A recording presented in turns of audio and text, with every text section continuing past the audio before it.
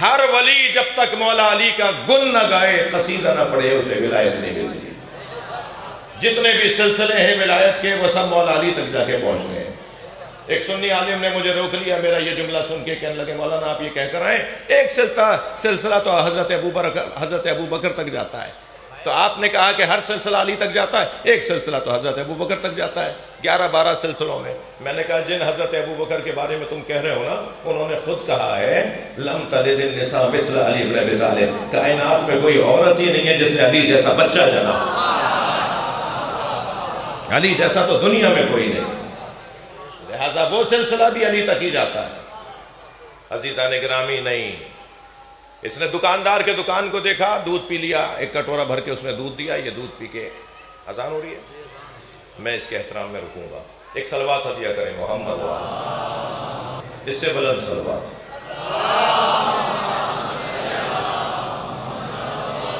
اس سے بھی بلند صلوات۔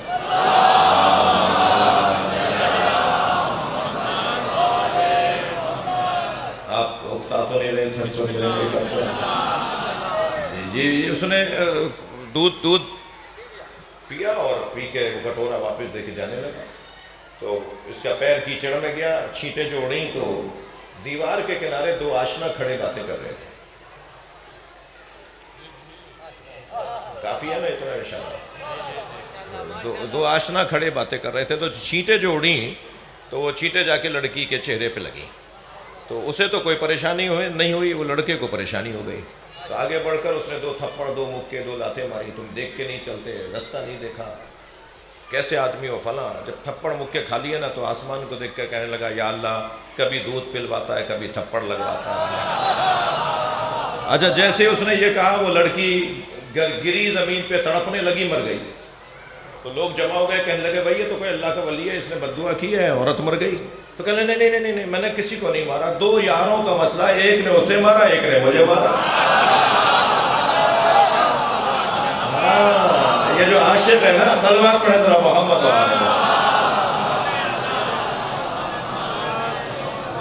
تو ان سے ذرا احتیاط رہے، یہ نہ جانے کب کیا بات کر جائیں۔ تو اور یہ جو فرش ہے، اس فرش سے بہت کچھ مجھے اور آپ کو نصیب ہوتا ہے۔ اللہ اپنے حبیب کی قسم کھا کے کہہ رہا ہے کہ وہ مومن ہی نہیں ہو سکتا جو تمہیں اپنے اختلافات میں حکم نہ مانتا ہو۔ میرے نبی، مومن نہیں ہے وہ شخص جو اپنے اختلافات میں آپ سے فیصلہ نہ کرواتا ہو۔ مسلمانوں کے درمیان اختلافات کی 2 قسمیں ہیں، کچھ عقائد کے اختلاف ہیں اور کچھ احکام کے اختلاف ہیں۔ عقائد کے اختلاف میں موٹے موٹے اختلافات ہیں، اور احکامات کے اختلافات میں بھی موٹے موٹے اختلافات ہیں۔ مثلاً آپ ہاتھ کھول کے نماز پڑھتے ہیں، وہ میرا بھائی ہاتھ باندھ کے نماز پڑھتا ہے، وہ کہتا ہے ہاتھ باندھنا صحیح ہے، آپ کہتے ہیں ہاتھ کھولنا صحیح ہے۔ وہ کپڑے پہ سجدہ کرتا ہے، سر رکھ دیتا ہے، سجدہ کرتا ہے، آپ کہتے ہیں نہیں کپڑے پہ سجدہ نہیں ہو سکتا، پیشانی جو ہے وہ جا کے خاک پر ٹکے۔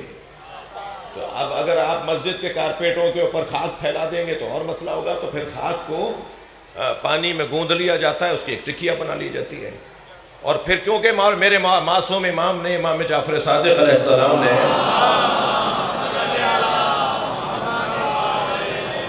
وَطَابَتِ الْعَرْضُ الَّتِي فِيهَا دُفِنْتُمْ کہہ دیا کہ اے حسین میرے جد، جس مٹی میں آپ دفن ہوئے ہیں وہ طیب و طاہر ہے۔ تو جب امام نے خاک کربلا کو طیب و طاہر کہہ دیا تو پھر خاک تو رکھنی ہی ہے، تو بہتر نہیں ہے کہ وہ والی خاک رکھ لیں کہ جسے معصوم نے طیب و طاہر کہا ہو۔ ماشاءاللہ ماشاءاللہ ماشاءاللہ ماشاءاللہ ماشاءاللہ، کیسے ہیں طبیعت کیسے ہے؟ میں نے پہلی مرتبہ اپنے بھائی کو مصطفیٰ آباد اکاڑھا میں سنا تھا، اور میں آج تک وہ ان کا بند سنتا ہوں تو مجھے اب بھی رونا آ جاتا ہے۔ اللہ نے ان کی زبان میں مصائب کے حوالے سے خاص طور پہ، فضائل بھی مگر مصائب میں خاص محنت ہے ان کی۔ ذاکرین کا ویسے ہی میں معتقد ہوں، جس وقت میں میرے یہ اعتراف کرنے پہ مجھے سننا پڑتا تھا، اس وقت میں نے کسی سنی سنائی پر اثر نہیں لیا، تو اب تو لوگوں کو بات سمجھ میں آ گئی ہے۔ یہ اہل بیت کے گلشن کی بلبلیں ہیں، جب یہ کوکنے لگتی ہیں تو گلشن میں پرندے پڑھنا چاہیے۔ صلوات پڑھ لیں ذرا محمد و آل محمد۔ میں بس میرے بھائی آ گئے ہیں اور مجھ سے زیادہ اچھا پڑھیں گے، میں اس لیے آپ کو زیادہ زحمت بھی نہیں دینا چاہتا، بس ایک موٹی سی بات کر کے جاؤں گا اور چند جملے مسائل پہ پڑھوں گا۔ امت میں جو اختلافات ہیں ان میں لمبی لسٹ ہے، اتفاقات کی اس سے بڑی لسٹ ہے، جو مشترکات ہیں اس کی لسٹ بڑی ہے اور جو اختلافات ہیں اس کی لسٹ چھوٹی ہے، مگر جو اختلافات کی لسٹ ہے وہ بھی اہمیت کے حامل اختلافات ہیں۔ ان اختلافات میں ایک موضوع ہے ولایت علی، مولا علی علیہ السلام کی ولایت، مولا علی علیہ السلام کی خلافت، مولا علی علیہ السلام کی امامت۔ میرے بچوں جوانوں، ایک سبق آج مجھ سے لیتے جاؤ، بزرگوں سے تو مجھے دعا چاہیے۔ ہمارے ہاں خلافت اور امامت دو چیزیں نہیں ہیں، یہ ہمارے دماغ میں کوئی چیز ڈالی جا رہی ہے ایک عرصے سے کہ علی امام پہلے ہیں مگر خلیفہ چوتھے ہیں، یہ بہت بڑی غلط فہمی ہے۔ جو پہلا امام ہے وہی پہلا خلیفہ ہے، جو پہلا خلیفہ ہے وہی پہلا امام ہے۔ یہ غلط فہمی ہمارے بعض میرے بھائیوں کی جانب سے آئی ہے اور ہمارے بھی ایک طبقے نے اسے قبول کرنا شروع کیا ہے، تو ضرورت بنتی ہے، حق بنتا ہے اس ممبر کا کہ وہاں یہ باتیں بھی ہلکی پھلکی میں کرتا چلا جاؤں۔ جسے ہم پہلا امام مانتے ہیں اسی کو پہلا خلیفہ مانتے ہیں، جسے پہلا خلیفہ مانتے ہیں اسی کو پہلا امام مانتے ہیں۔ امامت اور خلافت دو چیزیں نہیں ہیں ہمارے یہاں۔ خلیفہ وہ ہیں اللہ اور اللہ کے رسول کے، امام ہیں ہمارے۔ اللہ کے تو امام نہیں ہیں وہ، مولا علی رسول اللہ کے تو امام نہیں ہیں، مولا علی ہمارے امام ہیں اور ہمارے خلیفہ نہیں ہیں۔ خلیفہ تو وہ اللہ اور اللہ کے رسول کے ہیں، لہذا جو اس رشتے سے دیکھیں تو خلیفہ، اس رشتے سے دیکھیں تو امام۔ یعنی لفظوں کو بدل کے کہوں کہ اگر اللہ کی طرف سے علی کو دیکھیں گے تو علی خلیفۃ اللہ، اور امت مصطفیٰ کی طرف سے دیکھیں گے تو علی امام امت مصطفیٰ۔ دو چیزیں نہیں ہیں، ایک ہی چیز کی دو عنوان ہیں، دو طریقے ہیں سمجھانے کے، دو زاویے ہیں، دو نگاہیں ہیں۔ ہم جسے پہلا امام مانتے ہیں اسی کو پہلا خلیفہ مانتے ہیں۔ ہر جگہ ایک ہی آواز، ہر جگہ ایک ہی پکار، ہر جگہ ایک ہی نعرہ، میرٹ پہ تقرریاں ہونی چاہیے، میرٹ پہ پارٹی ٹکٹس ملنے چاہیے، میرٹ پہ تبادلے ہونے چاہیے، میرٹ پہ داخلے ہونے چاہیے۔ ہم بھی 1400 سال سے مجلس اسی لیے کر رہے ہیں کہ نبی کے بعد میرٹ پہ ماننا چاہیے۔ اب وہ جو میرٹ پر اترنے والی ذات ہے وہ کون ہے؟ میں تو کسی کا انکار کر ہی نہیں رہا بھائی، ہمارا کام تو انکار کرنا ہے ہی نہیں۔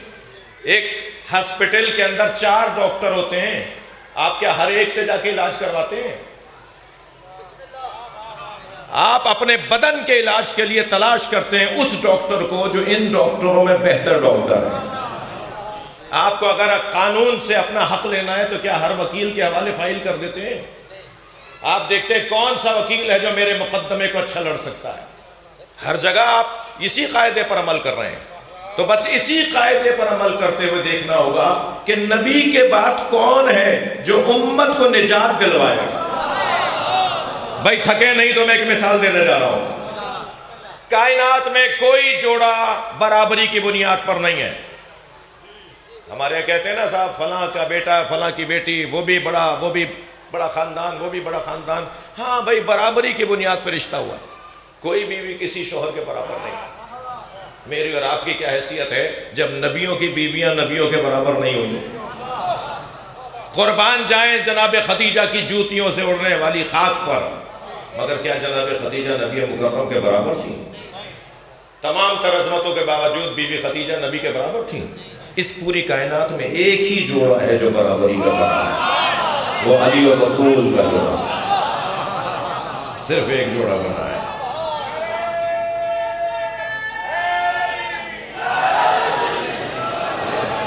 ایک ہی جوڑا ہے جو برابری کے بنیاد پر۔ اسی طرح ایک اور جملہ بھی ہمارے ہاں کہا جاتا ہے کہ رشتے آسمانوں پر بنتے ہیں۔ بھائی فلاں رشتہ فلاں کی بیٹی کا فلاں کے بیٹے سے ہوا ہے، یہ رشتہ آسمانوں پر بنا ہے، صحیح تو ہونا چاہیے تھا، رشتے تو آسمانوں پہ بنتے ہیں۔ بھائی رشتے آسمانوں پہ بنتے ہیں تو زمین پہ ٹوٹتے کیوں ہیں؟ رشتے آسمانوں پہ نہیں بنتے، رشتہ آسمان پر بنا ہے۔ بس ایک ہی رشتہ ہے جو آسمان پر بنا ہے، اللہ نے سیدہ کا نکاح مولا علی سے بڑھایا اور فرمایا ہے فاطمہ بتاؤ تمہارے لیے مہر کیا قرار دوں؟ میری بی بی نے فرمایا بابا کی امت کی بخشش، امت مصطفیٰ کی نجات۔ بی بی کا مہر ہے امت مصطفیٰ کی نجات۔ تھوڑا سا سنبھل کے سنیے گا مجھے، بی بی کا مہر ہے امت مصطفیٰ کی نجات۔ مہر دیتا کون ہے؟ بھائی دے دیا ہے تو گردن ہلا دو، میں شوہروں سے بات کر رہا ہوں۔ ہمارے یہاں تو ماجرا یہ ہے نا کہ وہ ابھی پچھلے دنوں میں نے ایک نکاح پڑھایا 10 لاکھ روپے مہر۔ میں نے کہا بھی لڑکے سے ملواؤ مجھے، یہ دے بھی سکتا ہے؟ تو ہم جب قریب گئے دولہا کے، میں نے کہا بھائی تمہارے ابا 10 لاکھ مہر لکھوا رہے ہیں، تم دے سکتے ہو؟ کہنے لگا ابا لکھوا رہے ہیں، دینا کوئی طلاق تھوڑی ہونی ہے جو دوں گا۔ یعنی بعض لوگوں کے ذہن میں یہ ہے کہ مہر تو دیا ہی جب جائے گا جب طلاق ہوگی۔ میں نے کہا نہیں بھائی، میں اتنے مہر والا نکاح نہیں پڑھا سکتا۔ اس کی تنخواہ کتنی ہے؟ اس کی تنخواہ 70,000 تھی۔ میں نے کہا 70,000 والا 10 لاکھ کیسے دے گا اگر بیگم نے مانگ لیا تو ایک صاحب کہنے لگے یہ شوہر حضرات بیویوں سے ڈرتے کیوں ہیں؟ تو دوسرے نے کہا بھائی سب کو پتا ہے، اس لیے ڈرتے ہیں کہ ابھی تک قرضہ اتارا نہیں ہے۔ تو یہ جو مہر نہیں دیتے نا شوہر حضرات، آج مجلس میں جو خواتین بیگمات آئی بھی ہوں گی نا، وہ تو بہت خوش ہو کے جائیں گی۔ اچھا پہلے والے تو لوگ اتنے ماشاءاللہ اچھے دور کے تھے کہ 5-5 ہزار میں جان چھٹ گئی، اور بیگم صاحبہ بھی بڑی سیانی ہیں، یہ بار بار دیتے ہیں، وہ کہتے ہیں ابھی کیا ضرورت ہے، انہیں بھی مقروض شوہر اچھا لگتا ہے۔ توجہ ہے حضرات کی؟ تو نبی مکرم کی امت کی بخشش سیدہ کا مہر دے گا کون؟ علی بخشوائیں گے۔ جسے علی کا نام پسند نہیں ہے وہ جنت میں جانے کا شوق کیا کرتا ہے؟ بھائی تھوڑی گردن ہلا دو، بات جا رہی ہے تو۔ جنت کی خوشبو نہیں سونگھے گا وہ جس کے دل میں علی نہ ہو۔ جنت کے 8 دروازوں پر، اللہ کا کام بھی تو اللہ کا ہے، دوزخ کے 7 دروازے رکھیں، جنت کے 8۔ وہ جنت میں زیادہ بھیجنا چاہتا ہے، دوزخ میں کم بھیجنا چاہتا ہے۔ جنت کے 8 دروازوں پر لا الہ الا اللہ محمد رسول اللہ علی ولی اللہ لکھا۔ سنی کتاب کا حوالہ دے دوں، فرائض الصمتین علامہ الجوینی، یہ اہل سنت تعلیم کی کتاب ہے، اس کے علاوہ بھی حوالے ہیں۔ جنت کے 8 دروازے، جنت پہ جب دروازے کی کنڈی بجتی ہے نا، ان لباب الحدیث سنا رہا ہوں، ان لباب الجنہ حلقۃ من یاقوتۃ حمراء، جنت کے دروازے پر سرخ رنگ کے یاقوت کی کنڈی لگی ہوئی ہے، علی صفاح الذہب، جو سونے کی تختی پہ جا کے رکھتی ہے۔ اذا دقت الحلقہ تنت وحالت، جب یہ بجتی ہے نا، دقہ ہے حلقہ در جنت، زنجیر در جنت جب دق الباب کرنے لگتا ہے نا، اذا دقت الحلقہ تنت وقالت یا علی یا علی یا علی۔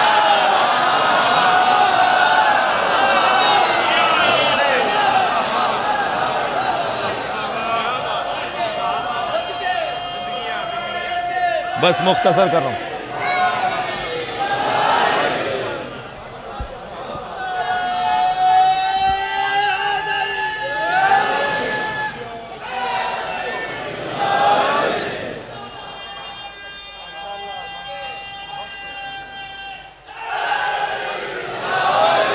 جنت میں جب ہوا چلتی ہے، ہمارے یہاں تو تیز ہوا چلتی ہے تو صدائے سرسر، شاعر حضرات نظم کرتے ہیں نا، صدائے سرسر، تیز ہوا کو صدائے سرسر کہتے ہیں شاعری کی زبان میں۔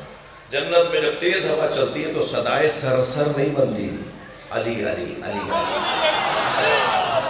حدیثیں سنا رہا ہوں میں آپ کو، مجھے مجلس تو پڑھنا آتی نہیں ہے، میں تو سیدھی سیدھی باتیں کرتا ہوں۔ اللہ نے پوری جنت کو جب سجانا شروع کیا تو فرشتوں کو حکم دیا کہ ساری جنت میں لکھو علی علی۔ پوری جنت مولا علی کے نام سے اللہ نے سجائی ہے۔ مختلف جگہوں پر مختلف تغرے علی علی علی کے لگوائے ہیں. اور بس میں چاہ رہا تھا مگر واقعی بہت دیر ہو گئی ہے، اور یہ سلسلہ جلسوں میں ایسا ہی ہوتا ہے. میرے بھائی مجھ سے میرے بات پڑھیں گے. جنت کی ہوا علی علی کی صدا، جنت کی آرائش علی علی کی نگارش، اور جنت کی خوشبو اشک غم حسین. سبحان اللہ سبحان. میں نے یہ میرے مولا صادق کا فرمان پڑھا ہے. امام نے فرمایا اللہ حسین کے عزاداروں کے آنسوؤں سے ایک عطر کو خلق کرے گا جس سے پوری جنت کو مہکائے گا. یہ جو امام حسین کے عزادار ہیں نا، ان کی آنکھوں سے چمکنے والا آنسو جنت کی خوشبو ہے. ایک آیت قرآن مجید سورہ مبارکہ زمر کے اندر عجیب آیت ہے. وَسِيقَ الَّذِينَ اتَّقَوْا رَبَّهُمْ إِلَى الْجَنَّةِ زُمُرًا. صاحبان تقوی کو جنت میں فرشتے دھکا دے کے لے جا رہے ہوں گے اور وہ جانے کو تیار نہیں ہوں گے. جنہیں جنت میں جانے کا شوق ہوگا انہیں فرشتے نہیں لے جا رہے ہوں گے، اور جنہیں جنت میں جانے کا شوق نہیں ہوگا انہیں فرشتے دھکا دے کے لے جا رہے ہوں گے. وہ جو لوگ کھڑے دیکھ رہے ہوں گے کہ ہمیں کیوں نہیں لے جا رہے، انہیں لے جا رہے ہو، یہ تو جانا نہیں چاہ رہے، وہ کہیں گے من ہم، یہ کون ہے بھائی؟ اچھا دوزخ میں دھکا دے کے لے جانا تو سمجھ میں آتا ہے، مگر جنت میں دھکا دے کے لے جانا کیسے سمجھیں گے؟ تو جو جانا چاہتے ہوں گے اور انہیں فرشتے نہیں لے جا رہے ہوں گے، وہ پوچھیں گے فرشتوں سے من ہم، یہ کون ہے؟ تو فرشتے آواز دیں گے ہم حداث الحسین، یہ حسین کے عزادار ہیں، یہ کہہ رہے ہیں ہمیں حسین کا دیدار کروا دو، یہ کہہ رہے ہیں ہمیں حسین کا دیدار کروا دو. ہم نے حسین کو دیکھ لیا تو یہی جنت ہے. پھر انہیں روک لیا جائے گا، رک جاؤ حسین محشر میں آ رہے ہیں. پھر آواز آئے گی گردنوں کو جھکاؤ، سنبھل کے کھڑے ہو جاؤ، حسین آ رہے ہیں. اور جیسے ہی میدان محشر میں امام حسین کی آمد ہوگی، حسین مولا کے عزادار امام حسین کے گرد حلقہ لگانے لگے گے. میں ایک جملہ کہوں، جی جو ماتمی حلقے ہوتے ہیں نا، یہ منظر بنے گا، مگر فرق یہ ہے کہ آج ہم میں سے کوئی نوحہ پڑھ رہا ہوتا ہے، مگر محشر میں حسین کو حسین کا بوسہ دیا جائے گا. ہاں یہ عزاداروں کا مقام بہت بلند ہے. آیت اللہ وحید خراسانی کہتے ہیں کہ اگر کوئی گنہگار مجلس میں شرکت کر کے واپس جائے تو تمہیں حق نہیں ہے اسے ویسا ہی گنہگار کہو جیسا وہ پہلے تھا. کیا معلوم اتنی دیر میں اس کی لو اپنے مولا سے لگ گئی ہے. اور خاص طور پر جب گریہ ہو رہا ہوتا ہے نا، آنکھوں میں آنسو آ رہے ہوتے ہیں، تو یہ ممکن ہی نہیں ہے جب تک کہ حسین مولا سے رابطہ نہ ہو جائے. یہ میرا اور آپ کا دل جڑ رہا ہوتا ہے کربلا کے ساتھ، تبھی آنکھوں میں آنسو آتے ہیں. چلیے میرے ساتھ کچھ دیر کربلا چلیں. اللہ آپ کے بدن کو بار بار لے جائے، لیکن جب ہم مسائل پڑھتے ہیں نا تو اتنی دیر ہمارا ذہن کربلا میں ہوتا ہے. حسین صبح سے عصر تک لاشیں اٹھا رہے ہیں. ہر لاشا فرزند زہرا نے خود اٹھایا ہے، کسی اور کو کوئی لاشا اٹھانے نہیں دیتے تھے. رونا اسی کا ہے جس نے سارے لاشیں اٹھائے، اس کا لاشا اٹھانے والا کوئی نہیں تھا. میرے مولا نے لاشیں تو عزاداروں بہت اٹھائے، مگر 4 لاشوں پہ حسین بہت روئے. ایک لاشا جس پر امام کی آنکھوں سے آنسو رکتا نہیں تھا، وہ لاشا قاسم کا لاشا، اپنے پامال بھتیجے کا لاشا. لاشا اٹھا کے لائے تو بیویوں نے بڑھ کر استقبال کیا، مگر کیا دیکھا کہ ان بیویوں میں اس بچے کی ماں نظر نہیں آ رہی. تو جناب زینب سے فرمایا بہن زینب، بھابھی ام فروہ کہاں ہے؟ تو کسی بی بی نے آواز دے کر کہا کہ جب قاسم کی شہادت کی خبر آئی تھی تو بی بی ام فروہ پشت خیمہ پہ چلی گئی تھی. اب جا کے جناب زینب نے کیا دیکھا کہ پیشانی سجدے میں ہے اور جناب ام فروہ تسبیح پڑھ رہی ہیں، شکرن شکرا حقاً حقا، یا اللہ تیرا شکر ہے تو نے میری قربانی کو قبول کر لیا. آواز دی جناب زینب نے، بھابھی آپ کو حسین بلا رہے ہیں۔ آئیں وہاں جہاں پامال لاشا رکھا ہوا تھا، اپنے بچے کے لاشے کو دیکھ کے فرمانے لگی، اے آقا حسین، مجھے قاسم کا خون بھرا کرتا چاہیے۔ امام نے نہیں پوچھا بھابھی اس کرتے کا کیا کریں گی جو تار تار ہو گیا، چاک چاک ہو گیا، گھوڑوں کی سموں سے چاک چاک ہو گیا، مگر ماں مانگ رہی تھی نا۔ کچھ ہی دیر میں امام حسین نے خون بھرا تار تار کرتا جناب ام سلمہ کو دے دیا۔ بی بی نے اسے خیمے میں لے جا کے رکھ دیا۔ عصر عاشور خیمے لوٹے۔ 11 محرم کو اسیروں کا قافلہ کوفہ گیا، کوفہ سے شام گیا، شام میں اسیر رہا، اسیری سے رہائی ملی، تبرکات واپس آئے۔ ہر بیوی نے اپنی اپنی گٹھڑی اٹھائی ہوئی تھی، بی بی ام فروا نے بھی اپنی گٹھڑی سینے سے لگائی ہوئی تھی۔ اور جب یہ قافلہ کربلا سے مدینہ جانے لگا تو مدینہ جیسے ہی پہنچی تو بار بار فرمانے لگی، میرا اونٹ جنت البقیع لے جاؤ۔ جب جنت البقیع پہنچی تو قبر امام حسن کے برابر میں بیٹھ کے گٹھڑی کھولی، خون بھرا کرتا نکالا، امام حسن کی قبر پر پھیلا دیا اور ایک مرثیہ پڑھا، اے میرے والی تمہارے بچے کی نشانی لائی۔ ایک لاشا جس پر امام حسین بہت روئے وہ حضرت قاسم کا لاشا ہے۔ دوسرے لاشے کا نام سنیں گے بتا رہا ہوں، وہ لاشا ہے علی اکبر کا۔ بہت روئے امام اپنے بچے کے لاشے پر، بار بار آواز دیتے رہے، علی مجھے کچھ نظر نہیں آ رہا۔ یہ دوسرا لاشا۔ اور تیسرا لاشا جس پر امام کی آنکھوں سے آنسو تھمتے نہیں تھے، نام کہوں گا تو آپ کی آنکھوں میں آنسو آ جائیں گے، وہ عباس۔ ہاں زداروں، میں نے ہر مضمون کو مختصر کیا مگر ایک چوتھے لاشے کا ذکر ضرور کروں گا۔ چوتھا لاشا جس پر حسین بہت روئے، وہ لاشا چھوٹا بہت تھا مگر حسین سے اٹھتا نہیں تھا۔ کبھی آگے جاتے تھے انا للہ، کبھی الٹے پیر واپس آتے تھے رضن بقضائہ و تسلیما لامرہ۔ مجلس میں چھوٹے چھوٹے بچے بھی آئے ہوئے ہیں۔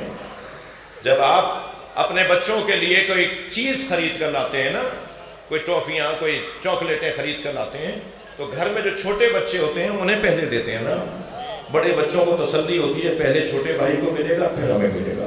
امام حسین جب علی اصغر کو پانی پلانے لے گئے تو سب بچوں کو یقین تھا کہ اس کے بعد ہمیں لے جائیں گے، لیکن جب امام حسین لاشا لے کر آئے تو لاشے پہ توبہ کا دامن ڈالا ہوا تھا۔ چھوٹے چھوٹے بچے انتظار میں تھے کہ مولا ہمیں کب لے کے جائیں گے۔ تو دور سے جناب سکینہ نے دیکھا تو آواز دے کر کہا، بابا میں بھی پیاسی ہوں، بابا مجھے بھی پانی پلانا ہے۔ حسین کیا بتائیں کہ کیسا پانی پلایا؟ ہاں عزتدارو، ابا کا دامن امام حسین نے لاشے پہ ڈالا ہوا تھا اور بچے کے لاشوں کو لے کے کبھی آگے جاتے تھے کبھی پیچھے آتے تھے۔ پچھلے سے پچھلے سال 6 محرم کو ایک جوان میرے پاس آیا، کہنے لگا مولانا میں مچھلی خرید کر لایا ہوں۔ میں نے اپنی باجی سے بڑی بہن سے کہا مجھے مچھلی تل دو، تو دادی کی آواز آئی بیٹا محرم میں مچھلی نہیں کھاتے۔ تو میں نے کہا دادی محرم ہو یا ربیع الاول ہو، حلال تو حلال ہے، محرم میں حلال حرام اور ربیع الاول میں حلال۔ کہنے لگے ہاں بیٹا تم جدید زمانے کے لوگ ہو نا، آج کا جوان بڑے بوڑھوں کی باتیں کہاں مانتا ہے، جاؤ جا کے مولانا سے پوچھ لو، مولانا اجازت دے تو کھا لینا۔ میرے پاس آیا، وہ بول رہا تھا اور میں رو رہا تھا۔ مجھ سے کہنے لگا مولانا میں مچھلی کھا لوں؟ میں نے کہا میں اتنا بڑا عالم نہیں ہوں، مجھے اس کا جواب نہیں آتا، تم دادی کی بات مان لو، تم دادی کی بات مان لو۔ کہنے لگا میں سمجھا نہیں۔ میں نے کہا دادی کی بات مان لو، حسین مولا نے علی اصغر کے تڑپنے کو مچھلی کے تڑپنے سے تعبیر کیا۔ اما ترونا کیف یتلقا، دیکھ نہیں رہے میرا بچہ مچھلی کی طرح منہ کھولتا ہے، میرا بچہ مچھلی کی طرح منہ بند کرتا ہے۔ بھائی میں ابھی پچھلے دنوں انڈیا گیا، لکھنؤ مجلس پڑھ کے آیا، میں کچھ امام بارگاہوں میں گیا، میں نے ایک عجیب منظر دیکھا۔ ہر کچھ دیر کے بعد ایک ہندو عورت گلاس کوسا کازا بڑھ کر دودھ کا بھر کر لے کر آ رہی۔ میں نے ایک مولانا سے پوچھا یہ دودھ کیوں لا کے رکھ رہی ہے؟ کہنے لگے اس نے منت مانی ہوگی کہ میرا بیٹا اگر سالم رہ گیا، زندہ رہ گیا تو میں دودھ چڑھاؤں گی۔ تو یہ حضرت علی اصغر کے نام کا ہندو عورتیں امام بارگاہوں میں آ کے دودھ چڑھاتے ہیں۔